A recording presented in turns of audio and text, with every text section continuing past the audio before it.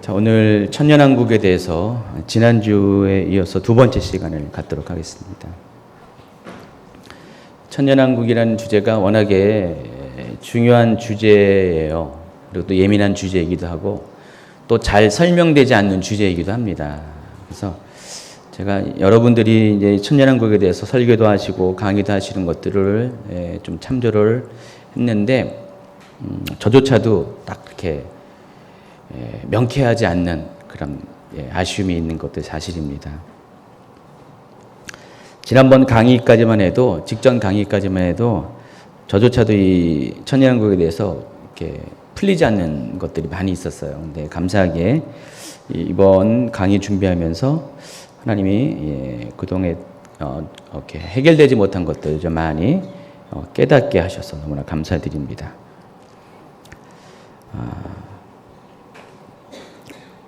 우리 계시록을 한번 볼까요? 오늘 천년왕국의 계시록 20장 4절, 5절, 6절에 나오는데 여러분 성경에 여러분 교재에는 뒤쪽에 나오는데 일단은 계시록을 같이 보도록 하겠습니다. 20장 4절, 5절, 6절 같이 읽도록 하겠습니다. 또 내가 보좌들을 보니 거기에 앉은 자들이 있어 심판하는 권세를 받았더라. 또 내가 보니 예수를 증언함과 하나님의 말씀 때문에 목배임을 당한 자들의 영혼들과 또 짐승과 그의 우상에게 경배하지 아니하고 그들의 이마와 손에 그의 표를 받지 아니한 자들이 살아서 그리스도와 더불어 천년 동안 왕노릇하니 그 나머지 죽은 자들은 그 천년이 차기까지 살지 못하더라. 이는 첫째 부활이라. 자, 이 천년왕국에 관한 이야기가 바로 이 계시록 20장 4절, 5절, 6절에 나와 있습니다. 그리고 천년왕국에 대한 이야기가 기록된 것이 이사야 65장입니다. 이사야 65장 한번 같이 읽어볼까요? 여러분 교재에 있습니다. 65장 17절부터 시작. 보라 내가 새 하늘과 새 땅을 창조하나니 이전 것은 기억되거나 마음에 생각나지 아니할 것이라. 너희는 나의 창조하는 것으로 말미암아 영원히 기뻐하며 즐거워할지니라. 보라 내가 예루살렘을 즐거운 성으로 창조하며 그 백성을 기쁨으로 삼고 내가 예루살렘을 즐거워하며 나의 백성을 기뻐하리니 우는 소리와 부르짖는 소리와 그의 가운데서 다시는 들리지 아니할 것이며 거기는 날수가 많지 못하여 죽는 어린이와 소환이 차지 못한 노인이 다시는 없을 것이라. 곧 100세에 죽는 자를 젊은이라 하겠고 100세가 못되어 죽는 자를 저주받은 것이리라. 그들이 가옥을 건축하고 그 안에 살겠고 포도나무를 심고 열매를 먹을 것이며 그들의 건축한 데에 타인이 살지 아니할 것이며 그들이 심은 것을 타인이 먹지 아니하리니 이는 내 백성의 수완이 나무의 수완 같고 내가 택한 자가 그 손으로 일한 것을 길이 누릴 것이며 그들의 소고가 헛되지 않겠고 그들의 생산한 것이 재난을 당하지 아니하리니 그들은 여호와의 복된 자의 자손이요 그들의 후손도 그들과 같을 것임이라. 그들이 부르기 전에 내가 응답하겠고 그들이 말을 마치기 전에 내가 들을 것이며 이리와 어린 양이 함께 먹을 것이며 사자가 소처럼 즙을 먹을 것이며 뱀은 흙을 양식으로 삼을 것이니 나의 성산에서는 해함도 없겠고 상함도 없으리라. 여호와께서 말씀하시느니라.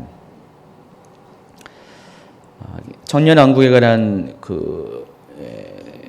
정보를 알 수 있는 곳이 바로 방금 읽어드린 계시록 20장 4절부터 6절까지 또 이사야 65장 17절부터 24절까지 내용입니다. 25절까지 내용입니다. 그런데 지난 시간에 제가 말씀드린 바와 같이 이사야는요 천년왕국에 대한 정확한 계시가 없었어요. 그래서 이 계시록에는 천년왕국과 영원한 왕국에 대한 아주 뚜렷한 구분이 있어요. 분리가 있습니다. 그래서 계시록 20장 4절, 5절, 6절은 천년왕국에 대한 이야기를 말하는 거고 계시록 21장, 22장은 우리가 앞으로 결국은 가야 될 곳, 새 하늘과 새 땅, 새 예루살렘이 있는 그런 여러분 이제 용어를 좀 이렇게 통일시켜야 되는데 그 나라를 가리켜서 영원한 왕국이라고 표현하면 됩니다. 그러니까 천년왕국과 영원한 왕국을 좀 대비시켜 놨습니다. 그래서 영원한 왕국에 대한 이야기가 21장, 22장에 있습니다. 그러니까 계시록은 아주 이 두 가지의 왕국이 철저하게 구별이 되었고 명확하게 분리가 되어 있습니다. 근데 이제 이사야는요, 이 둘을 구분하지 못했어요. 그 구분하지 못한 이유가 뭐라 그랬습니까? 제가 이사야는 그 사도 요한과는 달리 실제로 하늘에 올라가서 그 계시를 본 것이 아니었어요. 이 땅에서 계시를 봤습니다. 그래서 여러분 이제 여기서 저 하늘을 보려면은 온전히 100% 명확하게 보일 수가 없어요. 에스겔도 그렇고 이사야도 그렇고 구약에 나오는 선지자들이 본 하늘에 대한 경험은 모두가 다 환상의 개념이었어요. 그래서 하나님께서 환상 가운데 천국의 일부분을 나타내 주셨습니다. 그림을 보여주셨고 어떤 동영상을 보여줬죠. 그래서 그걸 보고 천국이 이런 곳이구나라는 어떤 정보의 부분적인 정보를 얻을 수가 있었어요. 그러나 이제 사도 요한은 케이스가 다릅니다. 계시록 4장에 보면은 하나님께서 열린 문을 통해서 이리로 올라오라, 마지막 때에 대한 일을 보여줄 것이다고 그 명확한 목적을 가지고 사도 요한을 하늘나라로 올려드렸습니다. 전국으로 하나님 보좌가 있는 곳으로 올려서 그곳에서 앞으로 되어질 일들을 아주 명확하고 정확하게 그러니까 예수님께서 브리핑을 해주셨다는 겁니다. 이런 일이 있을 것이다. 그 가운데 천년왕국의 이야기가 여기 또 기록이 되어 있어요. 그러니까 사도 요한이 본 것과 이사야 본 것이 질적인 차이가 있다는 것을 여러분이 아시기 바랍니다. 그래서 이사야는 부분을 보았고 사도 요한은 전체를 보았다. 이렇게 그런 차이가 있다고 보시면 되고요. 또 계시의 점진성이라는 이야기를 했어요. 계시가 아주 오래 전에 창세기 시대 때의 계시와 또 요한계시록, 성경이 마지막 쓰인 요한계시록을 쓸 때의 계시가 또 수준 차이가 있다는 것입니다. 그래서 창세기 때는 좀 흐릿했어요. 모든 것이 흐릿하죠. 예수님에 관한 것도 창세기는 어떤 그 모형 정도만 나왔잖아요. 그래서 예수님이 사역과 예수님의 어떤 존재성에 대해서도 모형 위주로 나왔어요. 가지고 명확하게 예수님이란 얘기가 없었어요. 근데 가면 갈수록 어떻게 됩니까? 시간이 가면 갈수록 예수님에 대한 예언들이 명확해지고 정확해집니다. 구체화됩니다. 그래서 이미 이사야서의 밤은 오실 메시아에 대한 계시가 아주 명확해져요. 그래서 점점 가면서 다니엘 같은 경우는 다니엘이 이사야보다 더 후대 사람이거든요. 다니엘 시대만 되더라도 이렇게 거의 계시록의 내용과 엇비슷할 정도로 예수님에 대한 그 계시가 아주 명확하게 구체하고 실제적인 이야기를 하고 있습니다. 무슨 얘기인지 모르죠, 여러분. 제가 얘기하는 게 저만 하는 내용인 것 같아요. 그러니까 다니엘서 같은 경우는 계시록에 나와 있는 인자 같은 이라는 게 아주 명확하게 표현이 되어 있어요. 그러니까 계시록 보다가 다니엘서를 보면은요, 어떻게 이렇게 똑같게 표현하는 것이 맞나 할 정도로 다니엘은 굉장히 아주 명확한 계시를 보고 그것을 전하고 있습니다. 그러니까 이렇게 시간이 가면 갈수록 하나님이 보여주는 것이 어떤 질적인 차이가 있다는 것이에요. 그전에는 일부만 보여줬다가 흐릿하게 보여줬다가 시간이 가면 갈수록 더 많이 그리고 더 분명하게 앞으로 되어질 일들을 보여주셨기 때문에 계시는 그런 식으로 점진적으로 커지고 명확해집니다. 그래서 이사야 때 이사야가 본 계시와 사도 요한이 본 계시가 그래서 또 차이가 있다는 것이에요. 이사야는요, 앞으로 어떠한 왕국이 도래할 것에 대해서 알고 있었어요. 보고 있었어요. 가르쳐 주셨습니다. 그래서 그것을 기록한 것이 이사야 65장입니다. 그래서 그 나라가 새 하늘과 새 땅이 도래하는 나라로 지금 우리가 알고 있는 이 땅이 아니라 새롭게 펼쳐진 하늘과 땅 가운데서 하나님의 나라가 새롭게 시작될 것을 보았어요. 그러나 계시록에는 분명히 구분했던 천년왕국과 영원한 왕국이 이사야가 본 계시 안에는 구분되지 않고 같이 섞여 있다는 것이에요. 그래서 많은 분들이 이 계시록 이사야 65장 갖고 분명히 천년왕국을 말하는 것 같은데 헷갈리는 이유가 새하늘과 새 땅이라는 단어를 보면은 이거는 계시록 21장 1절에 나와 있는 그 영원한 왕국에 대한 표현과 똑같거든요. 그래서 이게 영원한 왕국을 말하는 것인가? 아니면은 천년왕국을 말하는 것인가? 헷갈리게 된다는 것이죠. 만약에 이것이 그 천년왕국을 말한다면은 아주 곤란한 그런 어떤 논리적인 오류가 생겨요. 그럼 하나님은 새하늘과 새 땅을 두 번 창조하는 것인가? 그건 말이 안 되잖아요. 그렇죠? 그래서 그것 때문에 더 헷갈려 합니다. 왜냐하면 천년왕국이 지난 다음에 세상이 다 없어지고 뭐가 있습니까? 죄고자 심판이 있고 그 다음에 21장에 이르러서 새하늘과 새 땅이 창조되기 때문에 천년왕국은 그 앞전 세대예요. 그러면 천년왕국을 위해서 새하늘과 새 땅을 창조하시고 또 망하게 하시고 또 영원한 왕국을 위해서 새하늘과 새 땅을 창조하는 이런 논리적인 모순에 빠지기 때문에 참 이게 이사야 65장이 천년왕국을 말하는 것 같은데도 좀 헷갈리는 거예요. 100% 이렇게 답이 안 오는 거예요. 그래서 보통 대부분의 신학자들이 이사야 65장은 천년왕국으로 다 인정해요. 그런데 그 이상의 답을 못 주더라고요. 그래서 저도 답을 몰랐어요. 답을 몰랐는데 이번에 이제 강의 준비하면서 하나님이 이제 깨닫게 하신 것이 여지껏 설명한 것처럼 이사야는 먼 앞전 세대에 살면서 정말 뒤에 있는 것들을 보는 입장이고 또 단지 이 땅에서 환상 가운데 보는 입장이기 때문에 사도 요한이 본 것과는 차별이 있을 수밖에 없다는 것. 사도 요한은 아주 명확한 마지막 때 시나리오를 보았고 그것을 전하는 반면에 이사야는 그렇지 않다는 것을 보면서 이사야는 지금 천년왕국과 또 영원한 왕국을 같이 보고 있구나. 구분을 못하고 있구나. 그런 어떤 결론에 이르게 됐습니다. 그래서 이사야 65장 17절 18절은 그 중에서 영원한 왕국에 대한 이야기를 다루고 있는 것이에요. 이 안에서 구분을 하자면은 그리고 천년왕국은 19절 이하가 25절까지가 천년왕국입니다.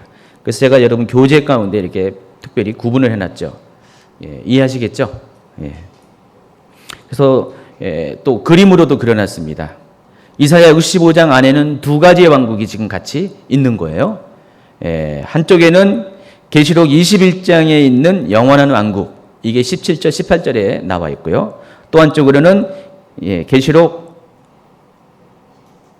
20장입니다.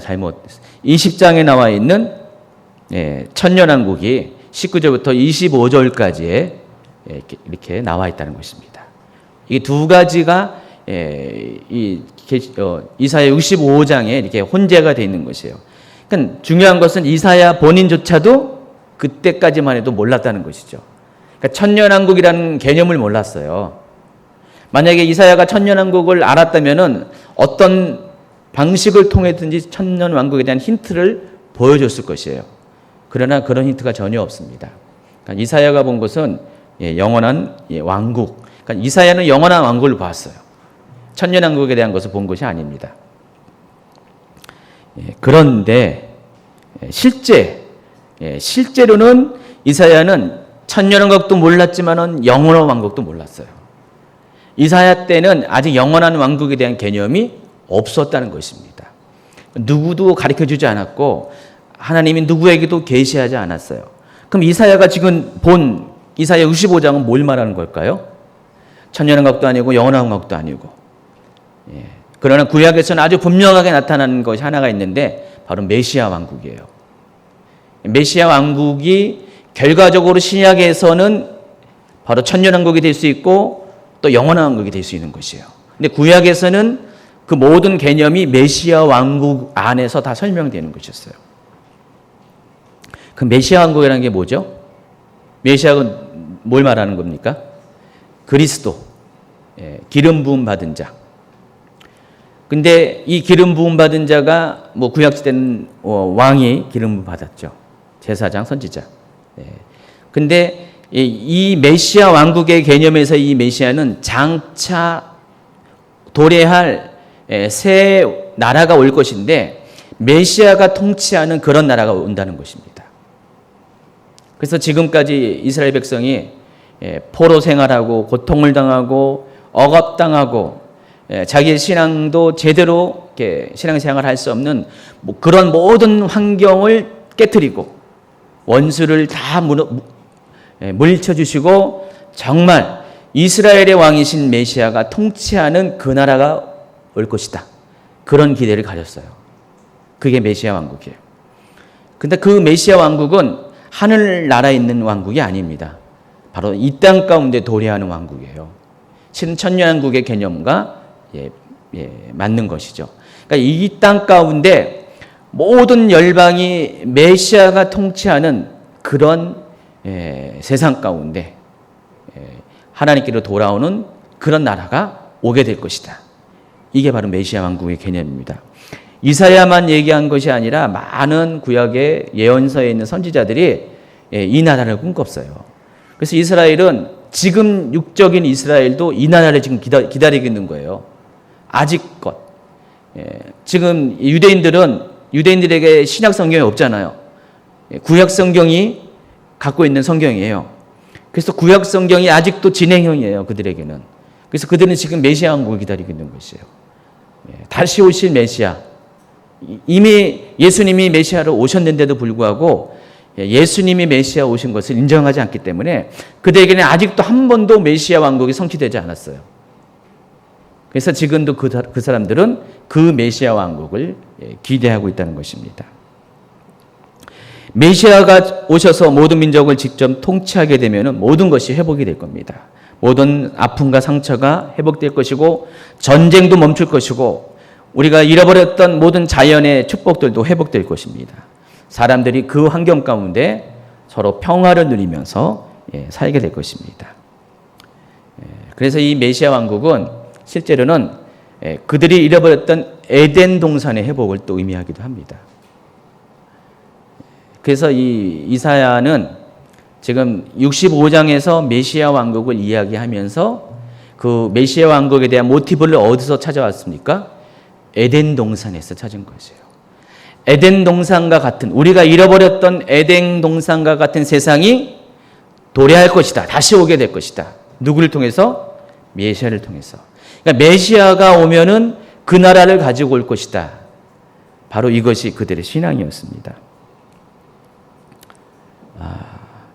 그래서 천년왕국의 삶은 에덴 동산 그 자체는 아니지만은 에덴 동산과 아주 비슷한 삶을 천년왕국에서 살게 될 것을 여러분이 생각할 수가 있어요. 지난 강의에서 천년왕국의 모델을 이사야 65장에서 찾아볼 수가 있고요. 그게 제가 이제 그림표에 보면은 지금 여기까지 다 설명한 건데 이사야 65장은 영원한 왕국과 천년왕국이 지금 복합적으로 설명이 되어 있고요. 계시가 점점 진행되면서 더 커지고 명확해지고 넓어지면서 계시록 20장에 천년왕국이 오게 될 것이고 또 계시록 21장에 영원한 왕국이 또 오게 된다는 것입니다. 이런 식으로 이 마지막 때의 하나님 나라가 이런 식으로 열려지게 된다는 것입니다. 여러분 감사하게 여러분 이걸 다 보고 있어요 지금. 그렇죠? 여러분 세대는 이걸 다 알고 있잖아요. 성경이 기록이 완료됐기 때문에 모든 계시가 다 완료가 됐잖아요. 그러니까 성경을 통해서 여러분은 하나님 나라의 마지막이 어떻게 될 것을 이미 다 알고 있어요 지금. 다 알고 있어가지고 이사야는 몰랐어요. 이걸 몰랐어요. 가지고 여러분이 이사야보다 훨씬 나은 거예요.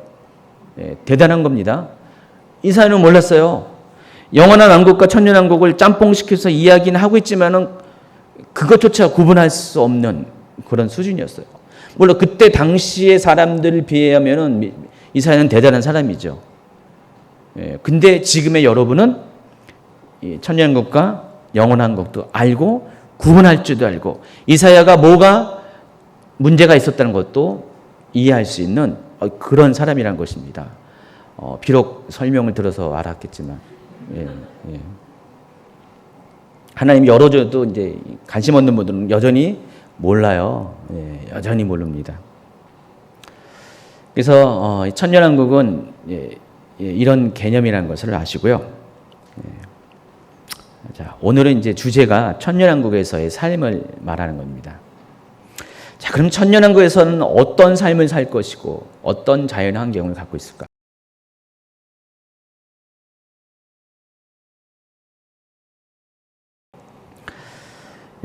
제가 그래서 여러분 천년왕국을 설명해서 몇 가지 질문을 할 겁니다. 천년왕국에서는 수명이 있다, 죽음이 있다. 여러분 어때요? 수명이 있어요, 죽음이 있어요? 수명이 있습니까? 없다고 생각하시는 분 손 들어보세요. 대세가 있는 것처럼 느껴지죠? 또 천년왕국에 죽음이 있다, 없다? 한번 손 들어보세요. 있다? 없다 한번 손 들어보세요. 없다. 두 분은 없다고, 세 분은 없다고. 자, 요거 수명이 있다는 것은 죽음과 연관되는데 여러분 논리적으로 맞지 않잖아요. 수명이 있으면 죽음이 있는 거 아니에요? 그렇죠? 그런데 수명이 있다는 것은 다 동의하는데 죽음이 있다 없다에서는 또 이렇게 또 갈라지네요. 여러분 수명이 있으면 죽음이 있는 전제로 수명이 있는 거잖아요, 그렇죠? 논리적으로 맞잖아요. 근데 참 이게 헷갈리죠. 함부로 말할 수도 없고요. 오늘 제가 답을 줄 겁니다. 먼저 천년왕국에서의 수명에 대해서 이야기하겠습니다. 먼저 이사야 65장 20절 한번 읽어보겠습니다. 거기가 뭐라고 했어요? 천년왕국이죠. 날수가 많지 못하여 죽는 어린이와 수완이 차지 못한 노인이 다시 없을 것이라. 곧 100세에 죽는 자를 저물하겠고 100세가 못되어 죽는 자는 저주받은 것이다. 자, 이 말을 들으면 수명이 있는 거예요, 없는 거예요? 예? 왜요? 잠깐 그래서요? 그렇죠? 답이 여기 나와 있잖아요. 그러니까 천년왕국은 자기 수명을 다하지 못하고 죽는 사람이 없는 그런 곳이라는 것이죠. 그 말은 언어적 말을 이렇게 잘 거꾸로 이해하면은 수명이 있다라는 것입니다. 수명이 있기 때문에 자기 수명을 제명을 다하지 못하고 죽는 사람이 없다라는 그런 뜻이에요. 그만큼 천년왕국은 수명은 있어요. 있는데 다 건강하게 제 수명을 채우고 죽는다. 그런 나라가 천년왕국이다. 그런 것입니다. 그만큼 천년왕국은요 굉장히 살기가 좋습니다. 낙원이죠. 천년왕국은 왜 우리가 일찌감치 죽는 사람이 없을 것 같아요? 뭐가 없어서요? 질병이 없어서 그래요. 사고가 없어서 그래요. 저주가 없기 때문에. 왜 질병과 저주와 사고 이런 것들이 없을까요? 그것을 갖다 주는 마귀가 없기 때문에. 그러니까 사탄이 없는 나라입니다. 이 사탄은 이 천년왕국 동안 뭐 하고 있어요? 무저경에 지금 갇혀 있습니다. 20장 1절, 2절, 3절에 나와 있잖아요. 그러니까 무저경에 갇혀 있기 때문에 창조 이래 사단이 활동하지 못하는 유일한 기간이죠, 얘가. 물론 이제 그 이후에 잠시 활동하고 또 영원한 불못 지옥으로 들어가게 됩니다. 어쨌든 지금까지 사탄인 세상에 권세를 갖고 있었는데 그러나 이때는 천년왕국에서는 사단이 없기 때문에 당연히 저주가 없고 고통이 없고 또 질병이 없고 아픔이 없고 분쟁이 없는 그런 시대가 도래합니다. 그리고 모든 자연환경도 어떻게 돼요? 다시 회복돼서 하나님께서 최초의 인간에게 주었던 에덴 동산과 같은 그런 환경이 되기 때문에 여기서 일찍 죽는다는 것은 아주 이상한 일이죠. 그럴 수가 없다는 거죠. 일찍 죽는 사람이 있을 수가 없다는 것이에요. 어쨌든 자기 수명을 다해서 죽는 그런 나라라는 것입니다. 만약에 그렇지 않으면 천년왕국이 우리가 기대할 게 없죠. 천년왕국에서도 무슨 애를 낳다가 죽겠다. 그게 무슨 천년왕국이에요. 하나님께서 우리에게 허락하신 하나님의 그 완벽성에 맞지 않는 나라죠. 그래서 천년왕국은 보니까 20절에는 22절에 보니까 내 백성의 수완이 나무의 수완과 같다. 이렇게 표현을 했어요. 천년왕국에서의 수명을 나무의 수완과 비교했습니다. 근데 무슨 나무의 수완과 같다 하면 너무나 우리가 이해하기 편한데 무슨 나무가 나오지 않았습니다. 나무마다 수완이 다 다르잖아요. 그렇죠? 그래서 2000년, 3000년 심지어는요. 미국의 어느 곳인가 이름이 무드셀러 나무가 있습니다. 예? 무드셀러 나무가 뭔지 아세요? 가장 오래 살았던 인류의 가장 오래 살았던 사람의 이름이 무드셀러잖아요. 969살. 그렇다고 969년을 나무가 살았다는 얘기 아닙니다. 5,000년 이상 잡더라고요. 근데 이것도 맞는지 안 맞는지는 좀 그래요. 왜냐면은 글쎄요, 그 나무가 노아의 홍수를 견뎌냈으면은 사실일 거고 노아의 홍수를 견뎌내지 못했으면은 그것도 잘못된 정보일 수도 있고요. 제가 지구상에 가장 오래된 나무가 5,000년 넘은 나무래요. 과학자들이. 그래서 지금 이거를 정보를 안 밝힐 때요. 예전에 무슨 정보를 하나를 밝혔더니 어느 나무를 누가 베어갔대요. 그 5,000년 넘은 나무를. 그래서 알려주지 않는데요. 그런 아픔이 있어가지고 알려주지 않지만 하여간 그런 나무가 지금 미국 어딘가에 있대요. 그렇다고 해서 천년왕국이 5,000살을 넘게 사는 그런 수명이 있을까? 또 그건 아닌 것 같아요. 어쨌든 이 나무의 수완과 같다라는 것은 나무는 일반적으로 사람보다 더 많이 오래 살고 이사야 때 사람들의 수명이 뭐 100세 뭐 전후겠죠. 그러다 보니까 그 사람의 수명과는 비교할 수 없는 일반적인 그 당시의 수명과는 비교할 수 없는 오래 사는 사람들이 있을 것이다. 천년왕국은 그렇게 상징적으로 묘사를 합니다. 어쨌든 결론적으로 천년왕국은 수명이 있다 없다? 있다. 그럼 몇 년이냐 그게 중요하죠. 천년왕국에서의 수명은 몇 년인가? 아까 제가 이 질문을 하기 위해서 천년왕국에서는 죽음이 있다라는 전제가 있어야 한다고 그랬죠. 그런데 답은 천년왕국은 수명은 있으나 죽음은 없답니다.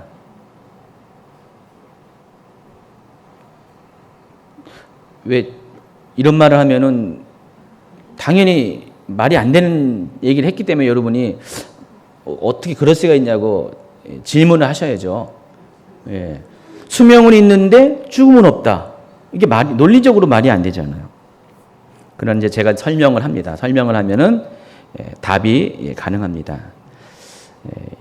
때로는요 우리가 성경을 논리적인 설명이 필요해요. 믿음의 차원에서 받아들일 때도 있지만은 성경은 기본적으로 논리적으로 설명이 가능해야 됩니다. 하나님은 그렇게 다 논리적으로 설명할 수 있도록 해주셨어요.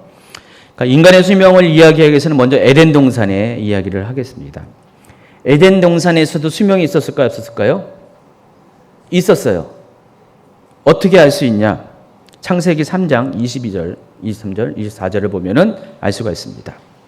여호와 하나님이 이르시되 보라 이 사람이 선악을 아는 일에 우리 중 하나같이 되었으니 그가 그의 손을 들어 생명나무 열매도 따먹고 영생할까 하노라 하시고 여호와 하나님이 에덴 동산에서 그를 보내어 그의 근원이 된 땅을 갈게 하시니라. 이같이 하나님이 그 사람을 쫓아내시고 에덴 동산 동쪽에 그룹들과 두루도는 불칼을 두어 생명나무의 길을 지키게 하시니라. 이렇게 얘기하고 있습니다. 이 내용을 보면은 인간이 죄를 범했을 때 쫓겨났습니다. 쫓겨났는데 여러 가지 저주가 있었는데 그 중에 하나가 뭡니까? 동상 중앙에 있는 두 가지 나무, 선악을 알게 하는 나무, 그리고 생명나무 두 가지가 있었는데 그 중에 하나를 따먹었잖아요. 그래서 선악을 알게 됐어요. 근데 나머지 한 가지 남은 생명나무를 따먹게 되면은 인간이 선악을 알고 있는 상태, 다시 말해서 그 일로 인해서 저주받은 상태에서 영원히 살게 될 것을 하나님이 염려를 하셨어요. 그래서 하신 게 뭡니까? 그들을 쫓아내신 다음에 그들이 에덴 동산에 접근하지 못하도록 뭘 만들어 놨습니까? 그룹들, 천사들로 그 길을 지키게 하셨고 그리고 두루도는 화영검이라고 했어요. 옛날 번역에 여기서는 불칼로 그것을 지키게 했다는 것입니다.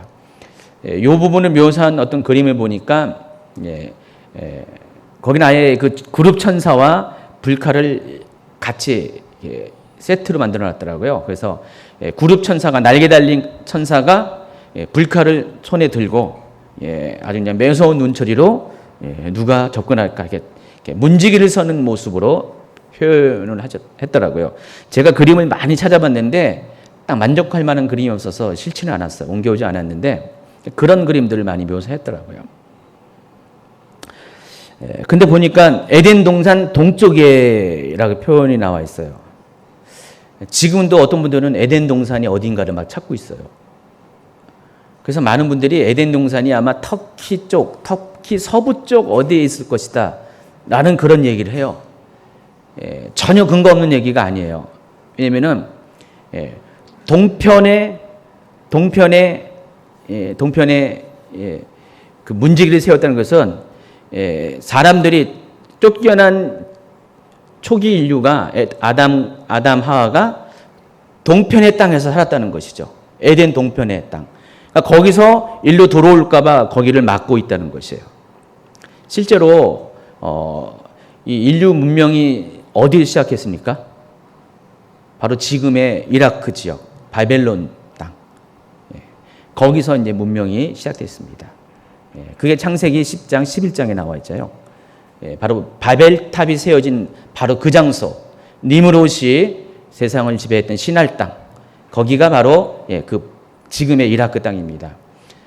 그래서 터키 동편이에요, 거기가. 거기서 문명이 시작했어요. 거기서 살다가 점점 사람들이 흩어진 거죠.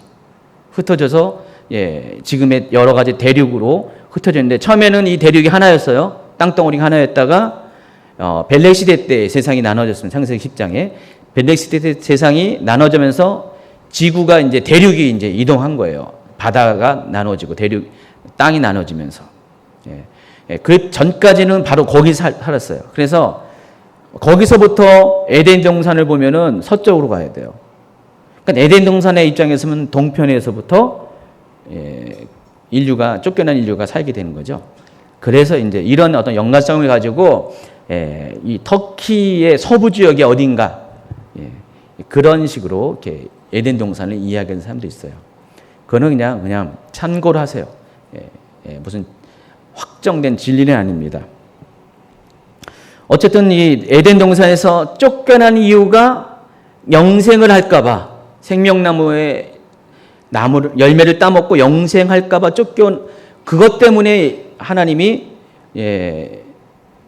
그 불칼을 두고 그룹들을 둬서 막아섰다 그랬습니다. 자, 그러면은 영생할까 이 단어 속에 있는 건 뭡니까? 그 나무를 먹기 전까지는 영생하지 않는 존재라는 것이죠. 그래서 에덴 동산도 역시나 마찬가지로 수명이 있었어요. 얼마인지는 모르죠. 이것은 아담의 계보를 적은 책이니라. 하나님이 사람을 창조하실 때 하나님이 모양대로 주시되 남자와 여자를 창조하셨고, 그리고 쭉 보면은 아담에 대해서 쭉 얘기하면서 아담은 130세에 자기의 모양, 곧 자기의 형상과 같은 아들을 낳아 이름을 셋이라 하였다 그랬습니다. 아담은 셋을 낳은 후에 800년을 지내며 자녀들을 낳았다 그랬어요. 자, 근데 셋 앞서서 형들이 있었죠. 가인과 아벨. 그들이 몇 살에 낳았다는 것은 없는 것 같아요. 그렇죠? 이 계보 자체에 없어요. 어쨌든 확실한 것은 130세에 셋을 낳았다면은 그 이전에 낳았고 죽었어요. 그렇죠? 그리고 그들이 태어나기 전에 이미 세상은 에덴 동산에서 아담과 하와는 쫓겨났어요. 그러면 그 가인과 아벨이 그 범죄했고 또 가인이 아벨을 죽이는 이 사건이 어릴 때 사건이 아닐 거 아니에요. 어느 정도 나이가 들어서 성리된 후의 사건이기 때문에 그렇다면은 어떤 생각이 드냐면은 이 아담이 가인과 아벨을 낳은 것이 최소한 100년 이전에 그런 일이 아무리 맥시멈으로 잡아도 100세 이전에 낳았을 가능성이 많이 있어요. 자, 그러면은 아무리 길게 잡아도 인류가 에덴 동산에서 거했던 기간은 100년이 넘어가서는 안 되죠. 계산을 잘 해보시면요. 그러니까 짧은 시간에 거기서 살았어요. 그렇기 때문에 그 오랜 데이터가 있으면은 대충 수명을 가늠할 수가 있는데 에덴 동산에서 결론은 뭡니까? 에덴 동산의 수명은 있긴 있는데 얼마 산다는 것은 우리가 추측할 수가 없다는 것입니다. 자, 그런데 추측할 수가 있어요. 뭘로 추측하냐면은 에덴 동산을 쫓겨난 초기 인류의 평균 수명을 방금 읽어드린 그 창세기 5장을 잘 살펴보면은 아담은 930년을 살았습니다. 그리고 셋은 912년, 에노스는 905년, 게나는 910년, 마할랄렐은 895년, 야렛은 962년, 그리고 무두셀라는 969년까지 살았습니다. 그 이후에 라멕은 홍수가 날 때 뭐 일찍 여기 때문에 제명을 다해 죽지 못했죠. 그러니까 제명을 다해서 죽은 사람들, 아담, 셋, 에노스, 게난, 마할랄, 야렛, 무드셀라, 이 7명의 나이를 평균 수명으로 나눠봤더니 926년이에요. 제가 계산해 봤어요. 성경 공부하면서 이런 거 다 하죠. 그러니까 926년이 평균 수명이었어요. 그때 당시에. 이것이 노아의 홍수 이후에 절반으로 줄어드는 거 아시죠? 다 500살 밑으로 살게 됩니다. 그리고 벨렉 시대 이후에 또 250에서 300살 반이 또 줄어요. 자, 이 말은 이 지구 환경이 얼마큼 우리의 수명에 영향을 주고 있다는 것을 알 수가 있어요. 노아의 홍수 때 물들이 어디서 왔습니까? 두 군데서 왔습니다. 하늘의 공창에서, 그리고 땅의 깊은 샘들이 터져서. 그러니까 위아래로 물이 내리고 또 솟아올랐어요. 그래서 가장 높은 산도 다 잠길 정도로, 수천 미터 이상의 산도 다 잠길 정도로 그렇게 많은 물이 노아의 홍수 때 지표면을 덮었습니다. 그러면서 물이 다 빠져나갔어요. 다 빠져나갔는데 문제는 어떻게 됩니까? 이 궁창에 있던 물들이 다 없어졌기 때문에 실은 이 궁창에 있는 물들이 지금 우리 오존이 대기권을 감싸면서 우주선으로부터 지구 환경을 보호해 주는 것처럼 오존층이, 그때 당시에 궁창도 마찬가지입니다. 이 우주 환경으로부터 지구를 보호해 주는 것, 마치 온실처럼 지구를 보호해 주는 것이 궁창이었는데 그것이 없어져 버린 거예요. 궁창의 물들이 없어지니까 그때부터 수명이 단축이 되는 거예요. 자연환경이 좋아지지 더 안 좋아졌다는 것입니다. 그래서 시간이 가면 갈수록 인류의 수명은 점차로 줄어들 수밖에 없다는 것입니다. 노아의 홍수 때 한번 그랬고, 이 지각이 나눠지면서 또 지구의 환경이 균형이 깨트리면서 또 수명이 줄면서, 그래서 에덴 동산의 수명은 과연 몇 살이었을까? 에덴 동산 이후에 쫓겨난 인류의 수명의 평균 926살이라면은 최소한 이거보다는 더 오래 살았을 것이다. 만약에 인류가 아담과 하와가 에덴 동산에서 계속 살았으면은 얼마큼 살지는 모르지만은 최소한 926년 이상은 살았다는 것이에요. 왜냐하면 에덴 동산의 환경이 훨씬 좋았기 때문에. 그래서 1000년 이상은 살았을 가능성이 많이 있어요. 다시 이제 천년왕국으로 돌아갑니다. 그럼 천년왕국에서 인간의 수명은 과연 몇 살일까? 천년왕국의 수명은 분명히 존재한다 그랬는데, 나무의 수완과 같다고 했는데, 만약 100세에 죽는다면은 젊을 때 죽는 것이고, 혹시 어린 나이 때 죽게 되면 그건 저주받은 것이라고 했는데, 그만큼 인간의 수명이 적지 않을 것이라고 했는데, 그래서 이 천년왕국의 수명 또한 최소한 1000살 이상일 가능성이 많다는 것이죠. 그러니까 에덴 동산의 개념과 또 매칭이 되기도 하기 때문에 에덴 동산이 최소한 1000살 이상인 것처럼 천년왕국도 최소한 1000살 이상이에요. 그 이상은 무의미해요. 왜 그럴까요? 천년왕국은 어차피 1000년 동안 존재하기 때문에. 이 말을 이해하시죠? 예. 하나님이 수명을 정해주긴 정해줬는데 이런 여러 가지 샘플을 보면은 최소한 1000살 이상인데 근데 결국은 1000살 이상 살 이유가 없잖아요. 천년왕국이 원래 계획이 1000년이기 때문에. 결국 뭡니까? 천년왕국의 수명은 누구나 다 1000년이에요. 이런 얘기하면 또 목사님, 김규 목사님이 성경에 나와있지도 않은 얘기를 막 이렇게 전 성경에 나와있지 않은 얘기를 하는 것보다도 우리가 이제 한번 이렇게 추론을 해보자는 것이에요. 천년왕국의 수명에 대해서 얘기하고 죽음에 대해서 얘기하니까. 그래서 천년왕국은요, 수명은 있어요. 근데 최소한 1000살 이상이죠. 근데 그 1000살 이상, 2000살을 사도 의미가 없어요. 천년왕국은 어차피 존재하는 것이 1000년이기 때문에. 그래서 누구나 다 1000살을 산다는 것이죠. 실제로 1000살을 삽니다. 그래서 그 얘기가 그렇게 된 거예요. 수명은 있으되 죽음은 없다는 의미가 바로 그런 의미라는 것이죠. 이해하시겠죠? 논리적으로 안 맞는 것 같지만 논리적으로 맞아요. 또 천년왕국에서의 삶은 어떤 것인가? 우리가 사는 일상의 삶과 다른가? 아니면은 특별한가? 어떤 것 같아요? 우리가 사는 삶과 같아요. 근데 우리가 사는 삶에서 플러스는 다 있고 마이너스를 다 뺀 삶이에요. 그러니까 좋은 삶은 다 남겨두는데 나쁜 것들은 다 제거된 삶. 복은 다 있는데 저주는 다 제거된 삶. 바로 그것이 천년왕국에서의 삶이라는 것입니다. 보세요. 천년왕국의 삶에 대한 기초자료가 21절, 22절에 있습니다. 그들이 가옥을 건축하고 그 안에서 살겠다 그랬습니다.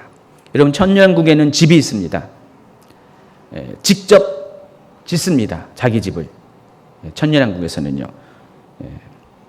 하나님이 지어주는 게 아니에요. 자기가 직접 짓는 일상적인 경제활동이 있다는 것입니다. 영원한 왕국은 아닙니다. 영원한 왕국은 하나님께서 직접 다 예비해 주세요. 그래서 예수님께서 다 거처를 예비해 주러 가신다고 그랬어요. 나중에 새 예루살렘 성이 아예 하늘에서 딱 져가지고 그대로 갖고 내려오십니다. 여러분이 짓는 게 아니에요. 영원한 왕국에서. 천국에서의 집은 여러분이 짓는 게 아니라 하나님이 다 준비하십니다. 예수님이 다 예비해 주신 것입니다. 그러나 천년왕국에서는 우리가 직접 짓는 그런 형태가 될 겁니다. 또 포도나무를 심고 열매를 먹을 것입니다.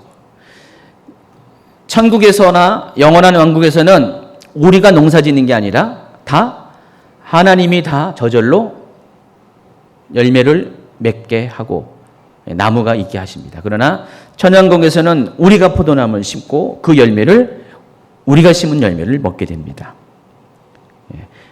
또 그들의 건축한 데에 타인이 살지 않을 것이며 그들이 심은 것을 타인이 먹지 아니하리니 이는 내 백성의 수완이 나무의 수완 같겠고 또 밑줄친데 내가 택한 자가 그 손으로 일한 것을 길이 누릴 것이며. 그래서 천년왕국에서는 노동을 해요. 자기가 경제활동을 합니다. 전설 따라 삼천리 나오는 그런 환경이 아닙니다. 천년왕국은요. 우리가 사는 지금 이런 시대와 같이 글쎄 이런 어떤 물질 문명이런지는 모르겠어요. 이런 건지는 모르겠어요. 어떤 건지 어떤 형태인지 잘 모르겠지만은 우리가 일상의 삶을 사는 것과 똑같은 동일한 삶을 산다는 것입니다.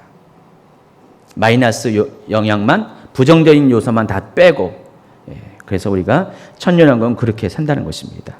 그러니까 의식주에 필요한 모든 삶이 있고 자신의 삶을 자신이 책임지는 그런 삶을 사는 것이 천년왕국이라는 것입니다.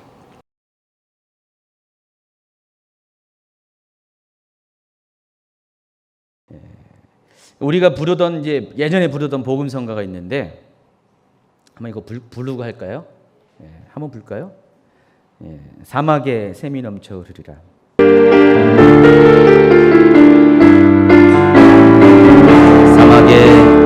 사막에 샘이 넘쳐 흐르리라. 사막에 꽃이 피어 향내 내리라.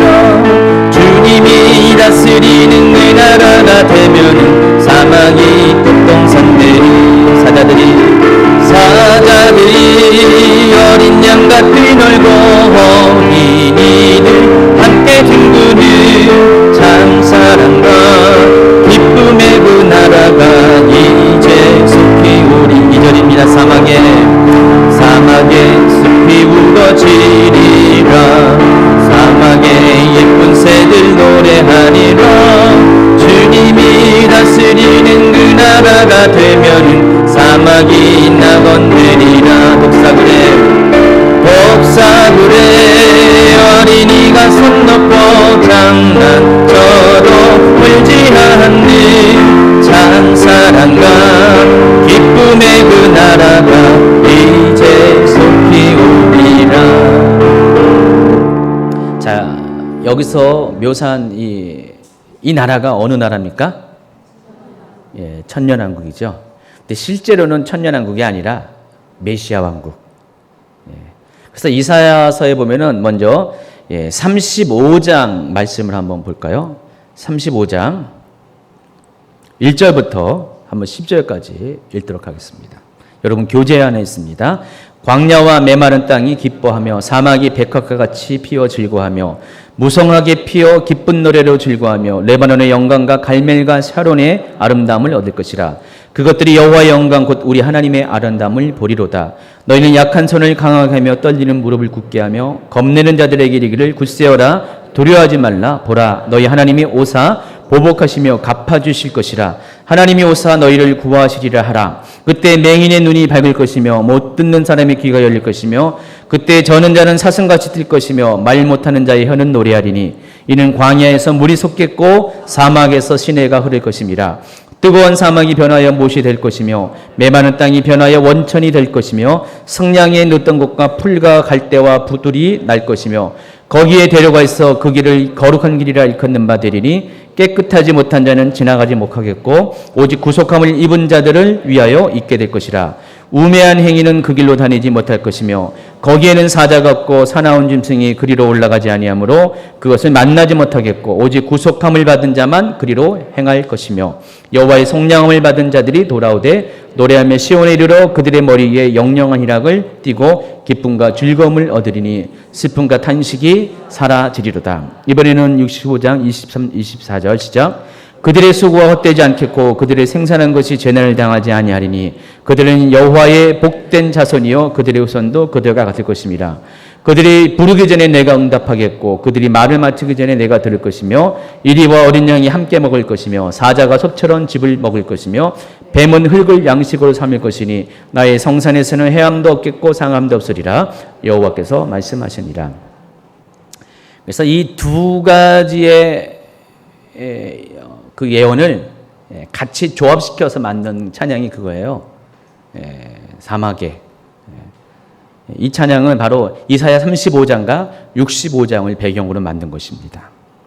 이 두 곳은 전부 다 메시아 왕국을 말하는 것입니다. 그러니까 이사야는 아직 천년왕국을 몰랐어요. 영원왕국도 몰랐어요. 이사야가 아는 것은 오직 메시아 왕국이었고 그 메시아 왕국의 모델은 에덴 동산이었고요. 그러니까 메시아가 오면은 에덴 동산이 다시 회복될 것이라는 것이죠. 그래서 모든 해함도 없고 상함도 없고 저주도 없고 전쟁도 없고 아픔도 없고 질병도 없는 곳, 그런 나라가 메시아가 오시면 도래한다는 것이고 지금 유대인은 지금 그 나라 지금도 꿈꾸고 있다는 것입니다.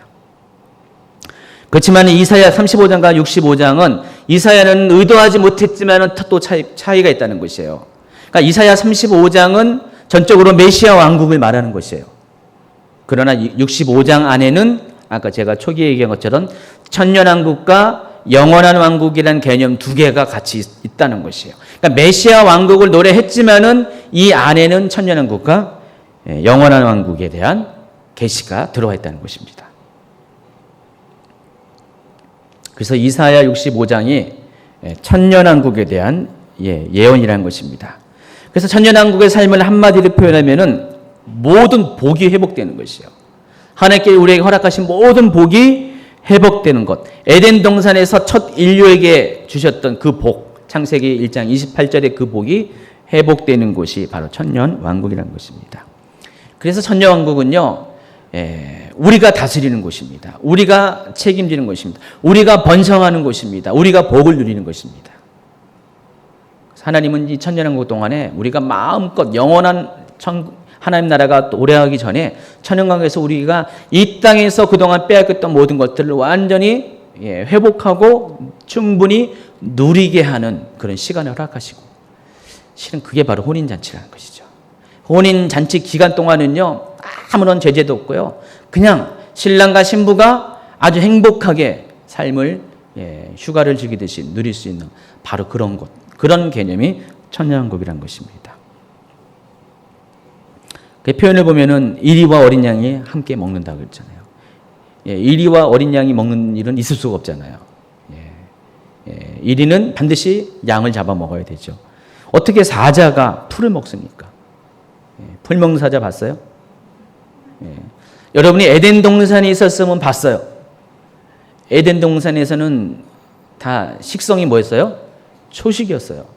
사자도 동물이 동물을 잡아먹지 않았어요. 그것은 에덴 동산이 쫓겨난 이후에 일어나는 것이에요. 그러니까 사람이, 모든 동물이 육식화가 된 것이 바로 저주의 결과라는 것이죠. 식물만 먹고도 우리는 잘 살았어요. 에덴 동산에는 맹수들도 맹수가 아니었어요. 가끔 보면은 이렇게 무슨 사자나 호랑이를 어떤 강아지 다루듯 하는 분들이 있잖아요. 어릴 때부터 키워가지고 막 그냥 사자랑 마치 막 뛰어놀고, 사자가 와서 얼굴을 막 비벼대고 강아지가 그런 것처럼, 그런 모습이 에덴 동산이고 천년왕국이라는 것입니다. 메시아가 오면은 그런 나라가 온다는 것입니다. 이스라엘은 거기까지 말았지만 여러분은 어떻게 돼요? 천년왕국에 오게 되면 여러분은 그런 세상에서 살게 된다는 것을 여러분이 알았다는 거예요. 얼마나 놀라운 여러분 축복입니까? 거기서 살아야죠. 근데 문제는 천년에서 누가 사냐? 세 번째 주제입니다. 천년에서 누가 살 것인가? 거기는 세 종류의 사람이 삽니다. 첫 번째는 천년왕국의 모든 전권을 가지신 왕이신 예수님. 그리고 또 누가 삽니까? 예수님과 함께 왕노릇하는 어떤 사람들. 그리고 그 나라의 일반 백성이 있습니다. 그러니까 세 종류의 사람들이 천년왕국에서 있습니다. 예수님과 함께 왕노릇하는 사람, 그리고 그 예수님과 왕노릇하는 사람의 통치를 받는 일반 백성. 그래서 계시록 20장 6절에 보니까 그들이 하나님과 그리스도의 제사장이 되어 천년 동안 그리스도로 더불어 왕노릇하리라. 그들은 누구를 가리키냐면은 첫째 부활자를 말하는 것입니다. 이 첫째 부활이 굉장히 중요한 개념이고요, 또 어려운 개념이에요. 천년왕국을 이해하는 만큼 첫째 부활을 이해해야 돼요, 여러분이요. 그러나 걱정하지 마십시오. 제가 다음번 강의 때 이해할 수 있도록 잘 설명을 할 겁니다. 이 첫째 부활을 잘못 이해하면은, 천년왕국을 잘못 이해하면은 이상하게 계시록 이게 마지막 시나리오가 꼬이는 것처럼 첫째 부활도 잘못 이해하면은 역시 꼬이게 돼요. 그러니까 첫째 부활을 잘 알아야 돼요. 자제관님, 지금 하는 이 주제들은요, 굉장히 중요한 주제들을 제가 다루고 있어요. 잘 안 풀리는 주제들이기도 합니다. 어쨌든 이 첫째 부활자들이 천년왕국에서 그리스도와 더불어서 왕노릇 할 것이다 라고 했습니다. 그럼 전제가 뭡니까? 예수님도 왕노릇 한다는 것이죠. 근데 이 왕노릇 한다는 것이 좀 번역을 좀 이렇게 그렇게 잘못한 것 같아요. 제가 보기에는. 다른 성경에 보시면은요, 다른 번역은 왕노릇이라고 번역 안 했어요. 고린도서 15장 25절에도요, 왕노릇이라는 얘기가 있는데 한번 볼까요? 그가 모든 원수를 그 발 아래에 둘 때까지 반드시 왕노릇 하시리라. 그는 예수님을 말합니다. 네, 한글 킹제임스 같은 경우는 왕노릇을 뭐라고 했어요? 통치하셔야 하리라. 우리말 성경에서는 다스리셔야 합니다. 무슨 노릇하니까 왕노릇하면 무슨 장난하는 것도 아니고 무슨 애들 무슨 놀이하는 것도 아니고 좀 표현을 좀 왜 이렇게 좀 했는지 모르겠는데 왕노릇이라는 것은 개인적으로 마음에 안 듭니다. 예수님께서 모든 원수를 발하려 때까지 반드시 통치할 것입니다. 반드시 다스릴 것입니다. 그럼 여기서 발하려 둔다는 것은 뭘 말합니까? 그때까지 다스린다는 거 아니에요. 모든 원수들을. 바로 이것은 마지막 심판을 말하는 것이에요. 마지막 심판이 이를 때까지 예수님께서 1000년 동안을 모든 것들을 다스리는 시대가 올 것이다. 그 얘기를 하는 것입니다. 그래서 천년왕국의 왕권은 누구한테 있다고요? 통치권은 예수님. 또 계시록 20장 4절 5절 6절 다시 한번 읽도록하겠습니다. 또 내가 보좌들을 보니 거기에 앉은 자들이 있어 심판하는 권세를 받았더라. 또 내가 보니 예수를 증언함과 하나님의 말씀 때문에 목배임을 당한 자들의 영혼들과 또 짐승과 그의 우상에게 경배하지 아니하고 그들의 이마와 손에 그의 표를 받지 아니한 자들이 살아서 그리스도와 더불어 1000년 동안 왕노릇하리니 이렇게 나와 있어요. 여기서 보면은 왕노릇하는 사람에 대해서 직접적으로는 그 사람들이 첫째 부활자라고 이야기하고 있었는데 그들이 과연 어떤 사람인가 좀 더 구체적인 표현이 4절에 나와 있죠. 두 가지로 나와 있습니다. 첫째는 예수를 증언함과 하나님의 말씀 때문에 목배임을 당한 자. 또 짐승과 그의 우상에게 경배하지 아니하고 그들의 이마와 손에 그의 표를 받지 아니한 자. 두 종류의 사람들이 왕노릇한다 그랬어요. 예수님처럼 세상을 천년왕국에서 통치한다 그랬어요. 백보자 심판이 있기 전까지 통치한다 그랬었어요. 두 종류의 사람들. 예수를 증언함과 하나님의 말씀 때문에 목배임을 당한 자들. 또 짐승과 그의 형상에 경배하지 않고 그들의 이마와 손에 표를 받지 않은 사람. 두 번째는요. 이렇게 안 받으면 어떻게 돼요? 결국 죽어요. 죽게 되기 때문에 결국은 이들 모두는 누구를 가리켜요? 순교자를 가리킵니다. 1번과 2번은 시기가 다를 뿐이에요. 1번은 환난 전에 상황을 말하는 것이고 2번은 환난 후의 상황을 말하는 것입니다. 적그리스도가 통치하는 그 시기 가운데 그 적그리스도의 우상에게 경배하지 않았기 때문에 또 이마와 손에 표를 받지 않았기 때문에 목배임을 받은 사람들. 결국은 자주간 시기만 다르지 순교자라는 것입니다. 그런데 개역개정에서는 이렇게 나왔는데요. 다른 번역에 보면은 또 다른 관점에서 우리가 또 봐야 돼요. 어떤 관점일까 볼까요? 킹제임스 성경으로 보실까요? 한번 그걸 읽어보겠습니다. 또 내가 보좌들을 보니 그들이 그 위에 앉았는데 심판이 그들에게 주어졌더라. 또 예수에 대한 증거와 하나님의 말씀으로 인하여 목배임을 당한 사람들의 혼들을 보았는데, 여러분 킹제임스 성경은 사람을 전부 다 혼이라고 표현하는 거 아시죠? 이상한 성경이라고 보지 마세요. 히브리 성경이 원래 혼으로 나와 있어요. 사람을. 또 그들은 그 짐승에게나 그 형상에게 경배하지 아니하였을 뿐만 아니라 그의 표를 그들의 이마 위에나 손에도 받지 아니하였더라. 여러분 이 킹제임스 버전으로 보면은 개역 개정과 뭐가 다릅니까? 개역 개정에는요 명백하게 and라는 접속사를 통해서 아까 제가 설명한 것처럼 환난 전에 순교한 자들, 환난 후에 순교한 자들로 구분이 되죠. 근데 킹제임스 버전을 보면은 그게 아니라 어떤 문법적인 구조가 A, and 그리고 A 다시예요. 그러니까 A를 설명하기 위해서 A 다시가 있는 거예요. 그러니까 지금 뭐라고 했어요? 예수에 대한 증거와 하나님의 말씀으로 인하여 목배임을 당한 사람들의 혼을 보았다 그랬어요. 근데 그들이 누구냐? 그게 A 다시 뒤에 나오는 것이에요.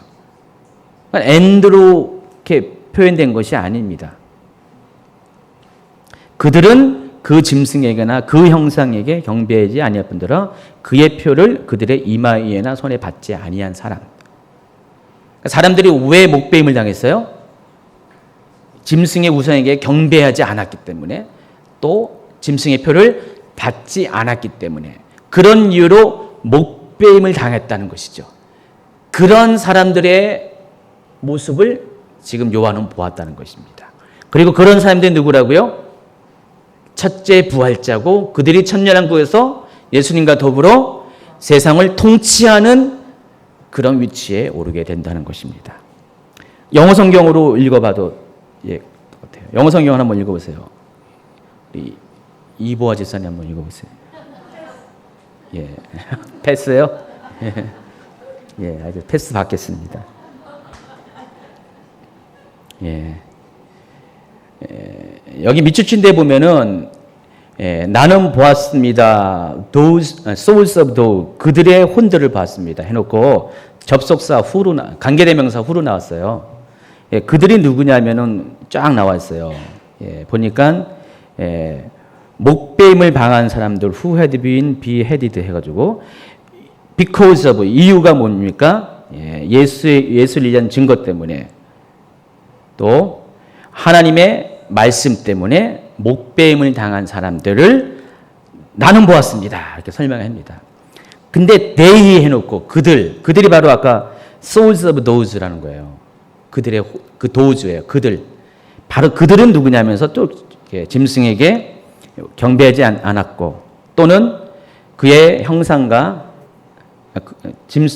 짐승이나 그의 형상에게 경배하지 않았고 그리고 and 해놓고 받지 않았다. 그의 표 마크를 그들의 이마나 그들의 손들에 받지 않은 사람. 아니, 명백하게 영어 성경에도 보면은 이 문장이 A and B라는 것이 아니고 A, A 다시라는 것을 알 수가 있습니다.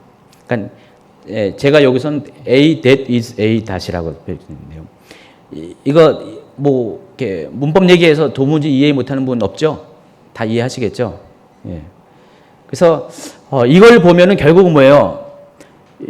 이 계시록 20장 4장에 나온 사람들은 순교자는 맞긴 맞는데 시기적으로 어떤 사람이에요? 환난 후 순교자를 말하는 것입니다. 환난 전 순교자가 언급되는 것이 아니에요. 이것도요.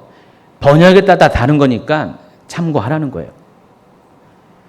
개역개정식으로도 맞을 수가 있고요. 킹제임스 성경으로도 맞을 수가 있어요. 그래서 저는 두 가지를 다 가능성을 열어놓습니다. 어쨌든 간에 중요한 것은요. 순교자들만이 첫째 부활자가 된다는 것입니다. 첫째 부활자에 대해서 더 자세히 설명할 거예요. 계시록 6장에 보면은 인해재앙 가운데 또 하나님 제단 앞에서 자신들의 원한을 갚아달라고 탄원하는 무리들이 있거든요. 그들을 보면은 그들은 환난 전에 순교당한 사람들이거든요. 그러니까 개역개정의 방식이 맞을 수도 있어요. 자, 이런 자세한 내용은 첫째 부활 이야기할 때 그때 더 구체적으로 여러 가지 예정을 가지고 설명을 해드리겠습니다. 어쨌든 두 가지 가능성이 다 있고요. 근데 우리가 좀 명심해야 될 것은 시간이 가면 갈수록 환난의 깊이는 더 깊어져요. 강도가 세집니다.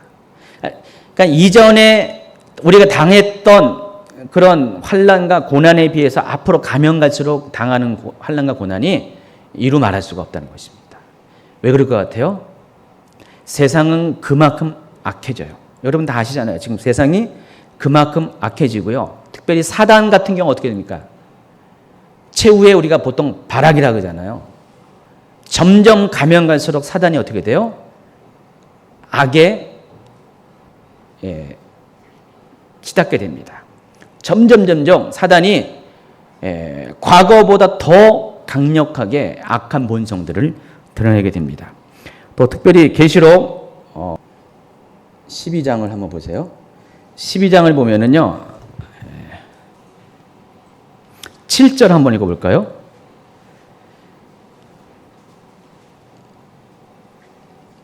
하늘에 전쟁이 있으니 찾아주셨습니까? 네, 찾아보세요. 10초 동안. 하늘의 전쟁이 있으니 미가엘과 그의 사자들이 용과 더불어 싸울세. 용과 그의 사자들도 싸우나. 여기서 용은 마귀입니다. 이기지 못하여 다시 하늘에서 그들이 있을 곳을 얻지 못한지라. 큰 용이 내쫓기니 옛뱀 곧 마귀라도 하고 사탄에게도 하며 온 천하를 깨는 자라. 그가 땅으로 내쫓기니 그의 사자들도 그와 함께 내쫓기니라. 내가 또 들으니 하늘에 큰 음성이 있어 이르되 이제 우리 하나님의 구원과 능력과 나라와 또 그의 그리스도의 권세가 나타났으니 우리 형제들을 참소하던 자 곧 우리 하나님 앞에서 반납 참소하던 자가 쫓겨났고 또 우리 형제들이 어린 양의 피와 자기들이 증언하는 말씀으로서 그를 이겼으니 그들은 죽기까지 자기들의 생명을 아끼지 아니하였도다. 그러므로 하늘과 그 가운데서 거하는 자들은 즐거워하라. 그러나 땅과 바다는 화해실진저 이는 마귀가 자기의 때가 얼마 남지 않은 줄 알므로 크게 분내어 너희에게 내려갔으며 하더라. 용이 자기가 땅에서 내쫓긴 것을 보고 남자를 낳은 여자를 박해하는지라. 뭔 말인지 이해 못하시죠? 해당하는 강의를 자세히 들으시고요. 다시 한번 못 들은 분들이 위해서 설명하면은 이 계시록 12장은요. 시제가 과거와 미래가 지금 공존하고 있습니다. 그러니까 앞에 6절까지는 과거의 이야기를 하는 것이고요. 7절부터는 미래의 이야기를 하고 있습니다. 어떤 분들은 이것 전부 다 과거의 이야기로 막 설명을 해요. 과거에 하나님께서 범죄한 천사들을 쫓아내시는 장면으로 얘기해요. 그래서 루시퍼가 하나님 앞에 교만한 죄를 져가지고 쫓겨났습니다. 아주 오랜 옛날 옛적에 쫓겨났죠. 그 얘기를 하고 있다고 얘기하는 거예요. 그 상황을 얘기하고 있는데 지금 그 상황 아닙니다. 여러분 이 장면은 앞으로 일어날 일이고요. 특별히 환란의 시기에 일어날 일입니다. 환란의 시기에 일어날 일입니다. 그래서 마지막 때는 하늘의 전쟁이 있을 것이에요. 그래서 하나님의 군대 장관인 미가엘과 그를 따르는 하늘의 군대와 또 사탄과 그를 따르는 사탄의 군대들이 전쟁을 벌일 것이에요. 그렇다면 지금은 전쟁을 벌이고 있는 것이 아니에요. 지금 전쟁을 누가 벌이고 있습니까? 우리가 벌이고 있잖아요. 지금 우리가 마귀와 영적 전쟁을, 악한 영과 영적 전쟁을 하고 있잖아요. 그래서 지금 마귀는요, 지금도 하나님 보좌에 지금 다녀 있어요.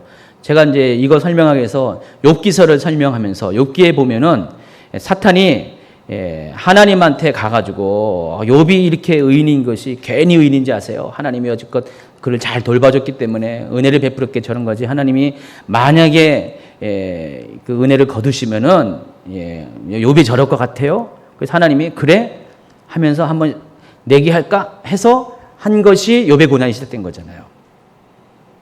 그 장면을 보면은 사탄이 두루 다니다가 하나님 보좌 가운데 와서 하나님 때 그렇게 말하는 것을 볼 수가 있습니다. 그러니까 욥기 시대나 지금이나 지금 시간 그 범위는 똑같아요. 똑같이 지금 사단도 지금 하나님 보좌를 왔다 갔다 해요. 이 지상도 왔다 갔다 하고 하나님 보좌도. 그러니까 첫째 하늘, 둘째 하늘, 셋째 하늘을 다 이렇게 왔다 갔다 하는 것이 사단입니다. 그러면서 둘째 하늘의 권세를, 공중 권세를 잡고 있어요. 근데 마지막 때가 되면은 사단이 셋째 하늘에서 쫓겨나는 것이에요. 하나님 보좌에. 더 이상 이제, 왜냐면 종말이 이제 가까우기 때문에 하나님이 이제는 이제 선을 긋는 장면이 나옵니다. 그래서 더 이상은 하늘에서 그들이 있을 곳이 없기 때문에 9절에 보니까 큰 용이 내쫓겼고 그의 사자들도 함께 내쫓겼다 그랬습니다. 이런 사실 얘기를 하고 10절에 보니까 내가 보니 하늘에 큰 음성이 있어서 이르되 하면서 하늘에서 큰 음성이 일어나면서 뭐라고 얘기냐면은 이제 우리 하나님의 구원과 능력과 나라와 또 그의 그리스도의 권세가 나타났으니 우리 형제들을 참수하던 자 우리 하나님 앞에서 밤낮 참수하던 자가 쫓겨났다. 그 얘기하는 거예요. 하면서 11절에 우리 형제들이 어린 양의 피와 자기들 증언하는 말씀으로써 그를 이겼다 그랬습니다. 자, 이 하늘의 전쟁의 그 역할을 제공한 것이 뭡니까? 아까 얘기했던 그런 순교자나 또 하나님께 충성했던 그런 먼저 신앙생활했던 사람들이 앞서서 탄원했던 사람들의 그런 기도와 탄원이 이런 시기들을 지금 점점 앞당긴 거예요. 요거를 이해하려면 또 이제 그 계시록 6장을 잘 살펴봐야 된다는 겁니다. 8절을 보면은 하나님께서 언제까지 이렇게 할 겁니까? 라고 했을 때 너의 동무들이 준비될 때까지, 수가 찰 때까지 기다리라고 했는데 지금이 바로 그 수가 차여진 시기라는 것입니다. 그래서 하나님이 행동하는 시기라는 것이에요. 그래서 12절에 보니까 그러므로 하늘과 그 가운데 거하는 자들은 즐거워하라. 왜 그랬습니까? 더 이상 마귀가 하늘에 없으니까. 그런데 보세요. 그러나 여러분 옛날에 있잖아요. 개그맨들이 그러나 확 바뀌죠.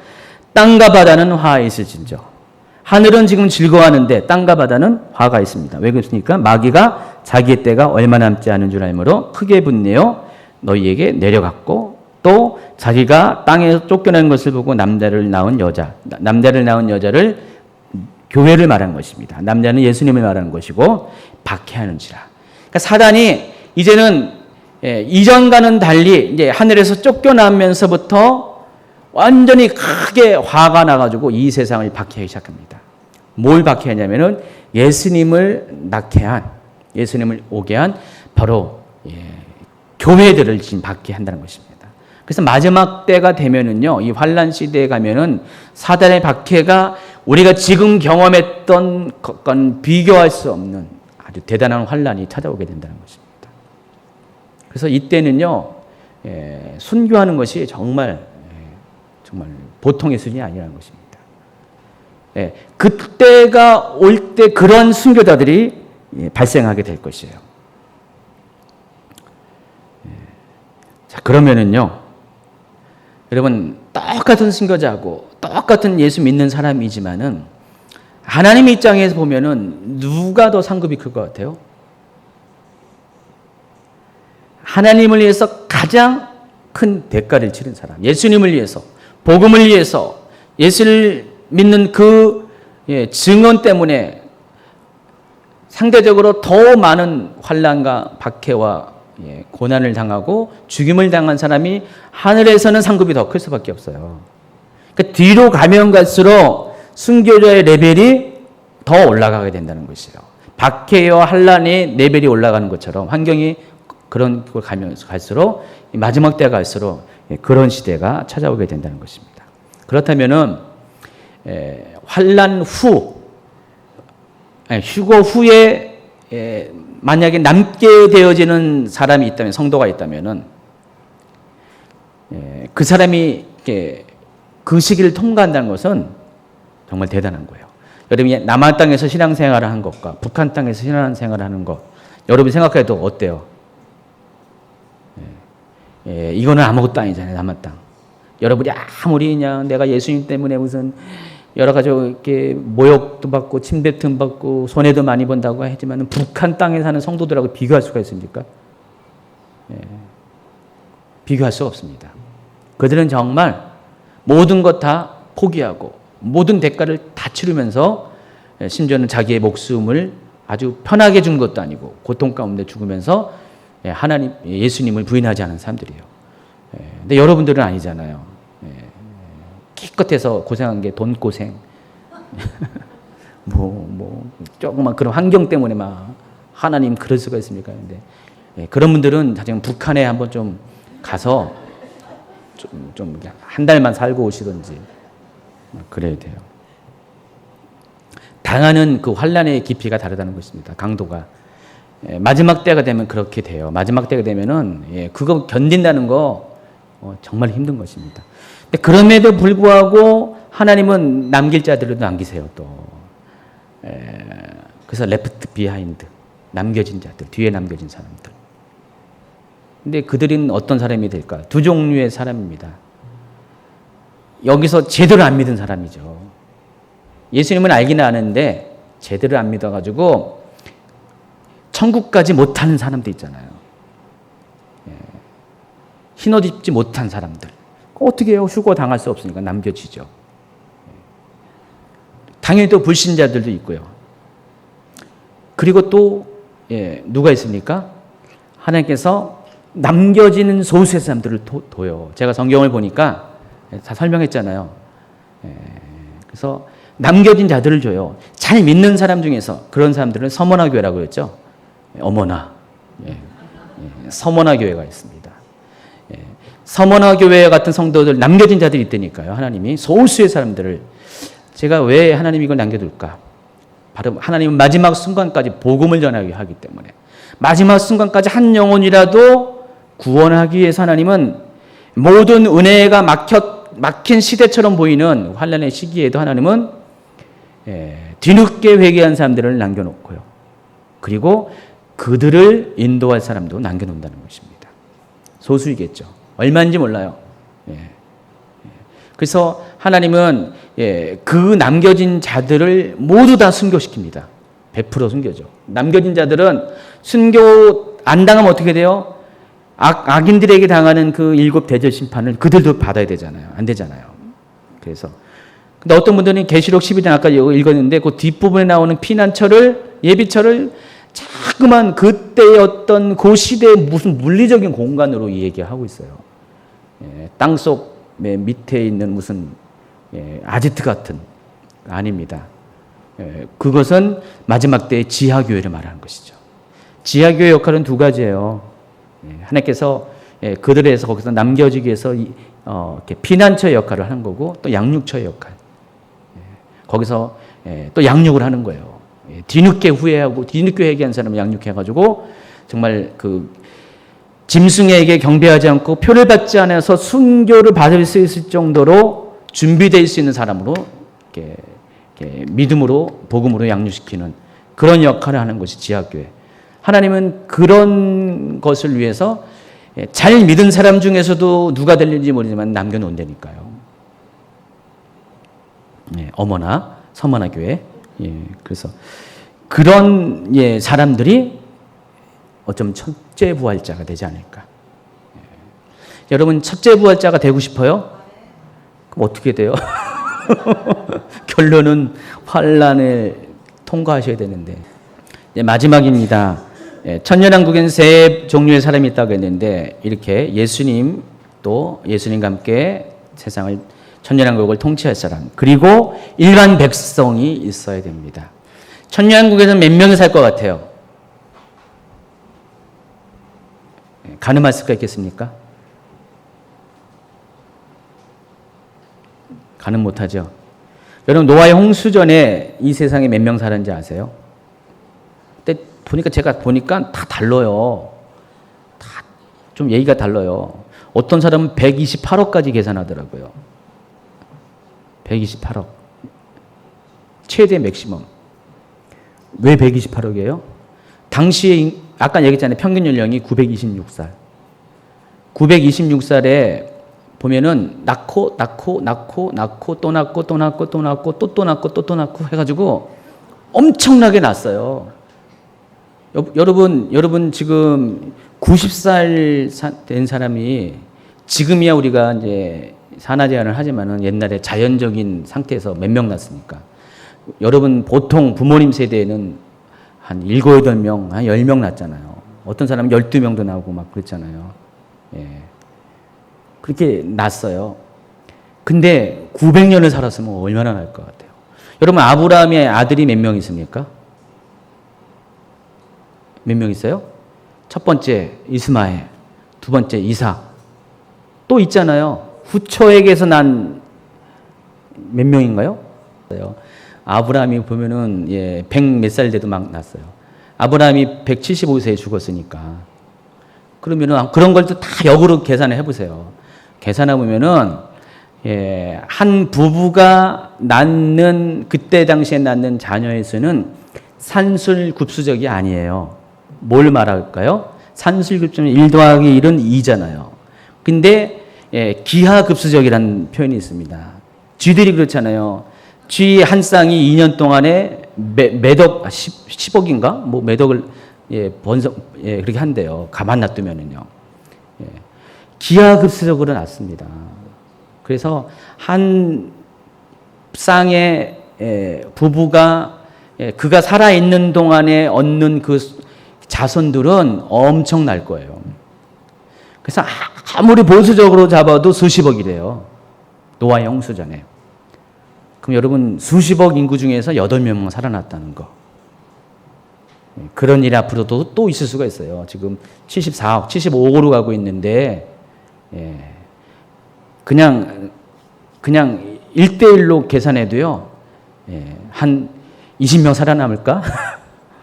노아의 홍수식으로 계산하면은 물론 하나님은 그렇게 안 하시겠지만은 지금만 봐도 뭐 여기 많잖아요. 여러분 중에서 뭐 이렇게 제가 보기에는 다 천국 갈 만한 준비를 하신 분처럼 보이는 것 같기도 하지만은 아는 것처럼 보이는데 그래서 자주간 제가 우리 교회 성도님들 보면은 다 천국 갈 수 있는 준비를 다들 하신 것 같아요.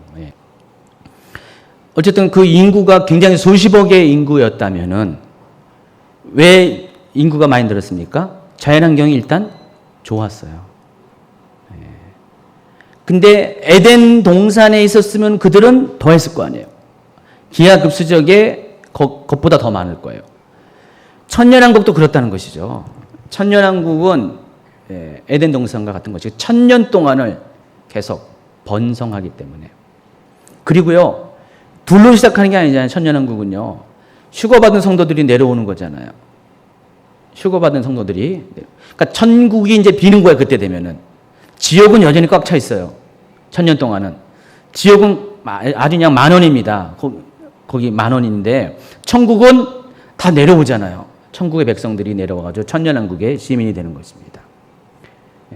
그래서 그들이 또 이렇게 번성하기 때문에 천년왕국은 굉장히 많은 인구가 출현하게 된다는 것입니다. 이해하시겠죠? 그래서 이 왕노릇한다는 것, 예수님과 더불어 통치한다는 그 사람들은 바로 그들을 다스리는 것이에요. 천년왕국의 일반적인 백성들. 그래서 천년왕국에는요, 휴거 백성들이 내려와서 천년왕국의 백성이 될 것이고 또 한 가지는 그들의 후손. 천년왕국에서는 출생이 있다는 것이죠.